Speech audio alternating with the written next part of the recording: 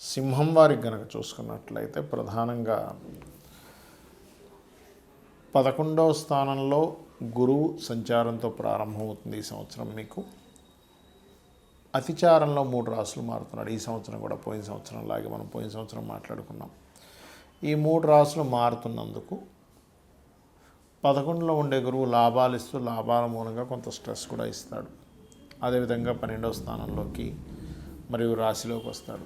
వీటి వల్ల కలిగే ఫలితాలు ఏమిటి, ఏ దేవతారాధన చేసుకోవాలి, ఎటువంటి విషయాల్లో మీరు జాగ్రత్తగా ఉండాలనేటువంటి అంశాలు చెప్తుంది నేనైనప్పటికీ చెప్పిస్తుంది సాక్షాత్ లలిత అమ్మవారిగా భావిస్తూ. ప్రధానంగా ఈ 12వ స్థానంలోకి వచ్చినప్పుడు గురువు అంటే 11లో ఉన్నప్పుడు ఇందాక నేను చెప్పినట్టుగా వ్యాపార అభివృద్ధులు, వ్యాపారాల మూలంగానే కొంత ఘర్షణ యోగం. 12లోకి వచ్చినప్పుడు ఖర్చులు, విదేశీ స్థానము చరరాశి అవుతుంది కాబట్టి అక్కడ విదేశాలకు వెళ్ళడానికి అనుకూలత, మరియు అదేవిధంగా 12వ స్థానంలో శని రాహువుల యొక్క ప్రభావం కూడా ఉంది కాబట్టి ఇక్కడ కొంచెం అధిక ఖర్చులు ఎక్కువ అవుతూ ఉంటాయి. రాశిలో ఉన్నటువంటి కేతువు ఎప్పుడైతే ఉందో, అది కాకుండా గురువు కూడా వచ్చి మారుతున్నాడు కాబట్టి కొంచెం ఈ సింహం వారికి కొంచెం హార్ట్ రిలేటెడ్ ఇష్యూస్ కానీ లేనట్లయితే ఏదైనా కొంత స్ట్రెస్ ఎక్కువగా ఉండేటువంటి వారు కొంత జాగ్రత్తగా ఉండాలి. ఇంకా అది కాకుండా కొంత వివాహ సంబంధించిన విషయాల పట్ల కూడా కొంత జాగ్రత్త పడాలి. ఇక మీరు నిత్యము చేయవలసిన దేవతారాధన దక్షిణామూర్తి యొక్క ఆరాధన, కాలభైరవుడి యొక్క అష్టకం చేసుకోండి. గోవులకి బెల్లము, క్యారెట్స్ మరియు అదేవిధంగా గ్రాసము ఇవి తినిపించండి. తినిపిస్తూ నవగ్రహాల్లో శని, రాహు, గురు, కుజ గ్రహాల దగ్గర దీపారాధన చేయండి. అన్ని విధాలు బాగుంటుంది. 3 రాసులు గురువు మారేటప్పుడు మీరు చూసినట్లయితే పోయిన సంవత్సరం కూడా మారడం వల్లనే మనకి ఈ ఉగాది రాకముందు నుంచే ఏదైతే ఈ యుద్ధాలు కానీ ఇవన్నీ మనం లాస్ట్ టైం కూడా చెప్పుకున్నాం, అంతా గందరగోళం ఉంటుంది, గొడవలుగా ఉంటుందని. మనకి శాస్త్రంలో గురువు కనుక 3 రాసులు మారితే యుద్ధాలు రావడము, అది కాకుండా ఇప్పుడు వాయుతత్వ రాసుల్లో వచ్చినందుకు టోర్నడాస్ అంటారు చూడండి, సుడిగాల్లో గిర్రం తిరుగుతూ ఉంటుంది, వాయువు సంబంధించిన. సో వాయు సంబంధించినటువంటి ఇబ్బందులు వస్తూ ఉంటాయి, గుర్తుపెట్టుకోండి. ఉగాదికి ముందు నుంచే ప్రారంభం అవుతుంది అది. సో ఆ వాయు సంబంధించినటువంటివి మొత్తం ఒక సుడిగాలులా తిరగడం లాంటివి జరుగుతాయి, గుర్తుపెట్టుకోండి. ఎప్పటి వరకు? ఈ జూన్ 1వ తేదీ వరకు మిథున రాశిలో గురువు ఉన్నంతకాలం. మిథున నుంచి ఎప్పుడైతే కర్కాటకంలోకి వెళ్తాడో ఇక్కడ ఏంటంటే మీరు గమనిస్తే ఇక్కడ సముద్రంలో జరిగేటువంటి కొన్ని ఆటుపోట్లు కానివ్వండి, వాటర్ రిలేటెడ్ మూలంగా వర్షపాత సంబంధంగా ఇట్లాంటివన్నీ పెరుగుతూ ఉంటాయి. ఇక దాని తర్వాత గమనించుకున్నట్లయితే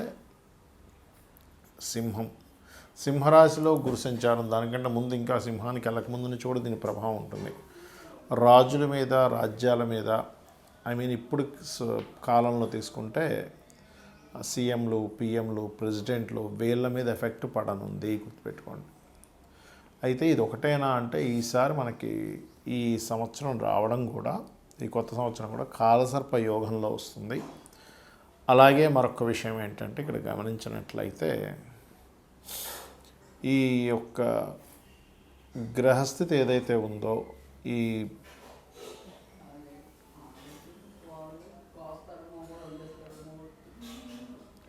కాంబినేషన్ ఏదైతే ఉందో, ఈ శని రాహుల యొక్క ప్రభావం గురువు మీద ఉన్నందుకు, ఈ సంవత్సరం రాజు గురువైనందుకు, గురువు వాయుతత్వ రాశిని, జలతత్వ రాశిని, అగ్నితత్వ రాశిని ఈ 3 రాశుల్ని టచ్ చేసుకుంటూ మారుతున్నాడు కాబట్టి అగ్ని, జల మరియు వాయు సంబంధించినటువంటి ఇబ్బందులు రానున్నాయి. కాబట్టి మీరందరూ కూడా నవగ్రహాల్లో ముఖ్యంగా శని, రాహు, గురువు, కేతు, కుజుడు వీలైతే ఈ గ్రహాల దగ్గర దీపారాధన చేయడము మరియు చండీ వినడము, చండీ పారాయణం చేయడము ఇవి ఖచ్చితంగా చేయండి. వీటి వల్ల ఏమవుతుందంటే ఈ ప్రకృతి విపత్తుల వల్ల, యుద్ధాల వల్ల ఎటువంటి ఇబ్బంది కలగకుండా ఉంటుంది, గుర్తుపెట్టుకోండి. అలాగే మరొక విషయం ఏంటంటే ఇక్కడ గమనించినట్లయితే ఈ యొక్క కాంబినేషన్ ఏదైతే ఉందో పర్టికులర్గా మనకి గమనించుకున్నట్లయితే ఈ యుద్ధ సంబంధించింది అనుకోండి, లేకపోతే ఇవన్నీ పెరుగుతున్నాయని చెప్పుకున్నాం కదా.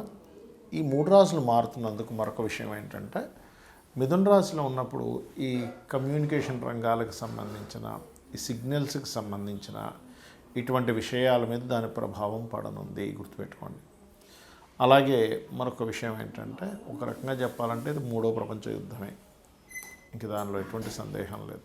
ఎందుకంటే మనకి శాస్త్రంలో గురువు కనుక 3 రాసులు మారినట్లయితే 7 కోట్ల జీవరాశులకి ఇబ్బంది అని చెప్పడం జరుగుతూ ఉంటుంది. 7 కోట్ల జీవరాశులకి. కాబట్టి ఇలాంటి విపత్తులు ఎప్పుడు జరుగుతాయి? పెద్ద పెద్ద తుఫాన్లు రావడం వల్ల, టోర్నడోస్ అంటూ ఉంటారు, మనకి విదేశాల్లో ఎక్కువగా వస్తుంది. అలాంటివి సుడిగాలు తిరిగేటువంటి, అంటే ఒక రకమైనటువంటి టోర్నడోస్, అంటే ఒక గాలి గిర్రం తిరుగుతూ రాన్నింటిని ఎత్తుకుపోయి తిప్పేస్తుంటుంది.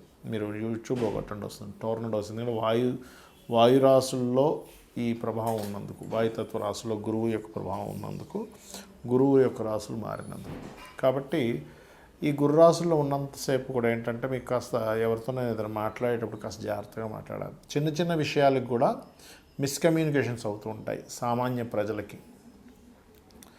అలాగే కాస్త ఫ్లైట్ల మీద ప్రయాణం చేసేటప్పుడు కూడా సామాన్య ప్రజలు ఈ యొక్క జూన్ 1వ తేదీ వరకు కొంత జాగ్రత్తగా ఉండాలి. ఇక జూన్ 2 నుంచి అక్టోబర్ ఎండింగ్ వరకు వాటర్ మీద వెళ్ళేవి, లేకపోతే వాహన సంబంధించిన వాటి మీద మీరు గమనిస్తే లాస్ట్ ఇయర్ కూడా మనకి అతిచారంలో గురువు ఎప్పుడైతే మిథునం నుంచి వృషభం నుంచి మిథునం నుంచి కర్కాటకంలోకి ఎంటర్ అవ్వగానే విపరీతమైన యాక్సిడెంట్స్ అయ్యాయి. మీరు గుర్తుపెట్టుకోండి, చాలా యాక్సిడెంట్స్ విపరీతంగా అయ్యాయి. ఏమిటిది? తెల్లవారితే లేస్తే చాలు, యూట్యూబ్ ఓపెన్ చేసినా, పేపర్ ఓపెన్ చేసినా సరే ఎప్పుడు యాక్సిడెంట్సే ఉన్నాయి. కాబట్టి జూన్ 2 నుంచి అందరూ కూడా ఈ యొక్క అక్టోబర్ ఎండింగ్ వరకు కూడా వాహనం మీద వెళ్ళేటప్పుడు కాస్త జాగ్రత్తగా వెళ్ళండి, గుర్తుపెట్టుకోండి. ఇక మరొక విషయం ఏంటంటే, ఎప్పుడైతే ఈ సింహరాశిని కూడా టచ్ చేస్తున్నాడో గురువు యొక్క స్వరూపాలు మారాయి. కాబట్టి మనం ఇందాక చెప్పినట్టుగా నాయకులు, అలాగే కొంతమందికి వాళ్ళ హార్ట్ రిలేటెడ్ సంబంధించినవి, అంటే బీపీస్ అవి ఎక్కువగా ఉండే హార్ట్ రిలేటెడ్ ఇష్యూస్ ఉంటాయి కొంతమందికి. అటువంటి వారు ఖచ్చితంగా ఈ సింహరాశిలో, అంటే ఆల్మోస్ట్ నవంబర్ నుంచి, అక్టోబర్ నుంచి దాని ప్రభావం ఉంటుంది. అక్టోబర్ నుంచి మరలా నవంబర్, డిసెంబర్ ఆ మాసాల్లో కూడా కొంత హెల్త్ పరమైనటువంటి విషయాల్లో కొంత జాగ్రత్తగా ఉండాలి. బికాజ్ ఆఫ్ దీని యొక్క ప్రభావం ఈ ఒక్కరోజుతో పోదు, సంవత్సరం 3 నెలలు ఉంటుంది. దీని మూలంగా ఎప్పుడైతే అగ్ని, వాయువు, జలము, అగ్ని ఈ 3 సంబంధంగా ఎప్పుడైతే ఇదవుతుందో, ఇది 3 రాశులు మారుతున్నందుకు ఇది 3వ ప్రపంచ యుద్ధానికి దారితీస్తుంది. కాబట్టి సామాన్య ప్రజలు ఇబ్బంది కలగకుండా ఉండాలి. కాబట్టి మీ యొక్క ఇష్టదైవాన్ని తలుచుకోండి, అన్ని విధాలా బాగుంటుంది. శ్రీమాత్రే నమః.